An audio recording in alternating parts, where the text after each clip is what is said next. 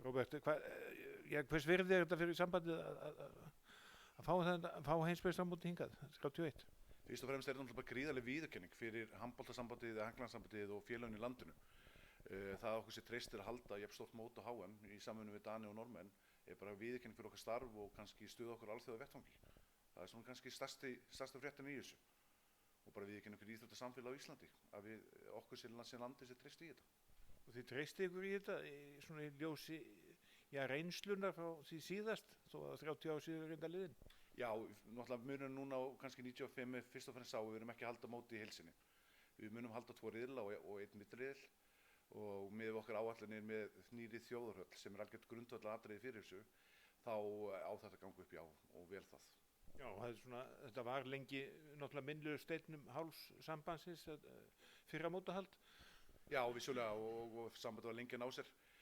Hins vegar okkar áætlanir sem við höfum ekki lagt fram eru raunsæðar og með 8500 manna þjóðarhöll þar sem við náum mögulega að fylla leik Íslands okkar riðil og milliriðil, þá á þetta vel að ganga og svo er bara að fá góða þjóði með okkur hinga heim og fá fullt af fólki til að njóta landsins og handboltans. Og þú segir að þjóðarhöllin sé náttúrulega algjört lykilatriði í þessu. Já, öðruvísi getum við ekki haldið móti, það er ljóst. Það er engin höll á Íslandi sem kemst nálægt því að standa lágmarkskröfur sem gerðar til HM. Þannig að þjóðarhöll er algjört lykilatriði þar og við erum bara mjög bjartsýn og það gangi eftir. Með okkar samtölu stjórnvöld og yfirlýsingar stjórnvalda, þá er þverpólitísk samstaða að fara í þjóðarhöllina. Öðruvísi hefðu ekki farið af stað heldur í þetta verkefni. Þannig að við erum mjög bjartsýnir að það gangi eftir. Hvenær hefst svona formlegur undirbúningur hjá okkur? Sko, hann náttúrulega er hafinn með umsóknarferlinu og þessu ferli sem er búin að eiga sér stað, en kannski formlegur undirbúningur mótsins mun hefjast bara núna í sumar, reikna ég með.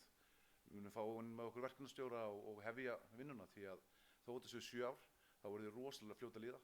Þetta er gríðarlegt umfang og við þekkjum það líka bara ferðaþjónustan skipuleggur sig nokkuð frá ár fram í tíman. Við þurfum að tryggja hótel og transport og fleira, þannig að við þurfum að hefja undirbúning sem fyrst. Áttu vona að komi margir í kringum þetta bara tengslu með liðin, er þetta ekki 7 lið sem þið vona á? Jú, þetta er 7 lið og það má gera ráð fyrir að það sé kannski 300 mann sem koma þar. Svo erum við að sjá kannski 100-150 frá IHF og alþjóðasambandinu, dómara, eftirlitsmenn og starfsmenn. Síðan erum við náttúrulega bara aðalega vonast að fá áreitninga til landsins og vonandi hlaupa þeirra 1000. Og þá þarf náttúrulega að fá einhverja þjóði sem er svona kannski í nágrenni við okkur eða það sem ríkir mikill handbolt áhugi. Jú, vissulega og við megum að velja vantarlega eina þjóð í hinn riðilinn og þurfum að velja rétt þegar það kemur. Og við munum vonandi bara fá nágrann þjóður okkar og kannski segjar Norður-Evrópu þjóðir til að koma hingað sem fylgir vonandi mikil stemning og fólk. Þannig að það bara er fyrst og fremst eftirvænting yfir þessu að hafa fengið HM hingað heim aftur. Já, bara mikil spenna og við erum svakalega stolt sem hreyfing að hafa náð þessum í gegn.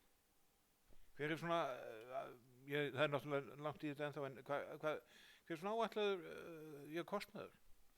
Ef við tökum kannski kostnaðan á núvirði, nú er þetta 7 fram í tíman og við vitum ekki alveg hvernig þróunin verður, þá er þetta hlaupa nálægt milljarði sem að þetta er að kosta okkur, eða mun kosta. En tekjum möguleikin vissulega til staðar bæði frá alþjóðasambandinu, áhorfendatekjum og auglýsingatekjum. Já, þannig að það verður herjað á auglýsingamarkaðinn náttúrulega. Já, við megum að vera með nokkra official sponsora fyrir mótið og við munum vinna það náttúrulega líka samvinnu við Danmark og Noreg. Og síðan er þetta miðasölutekjur og aðra tekjur frá alþjóðasambandinu sem ræðir.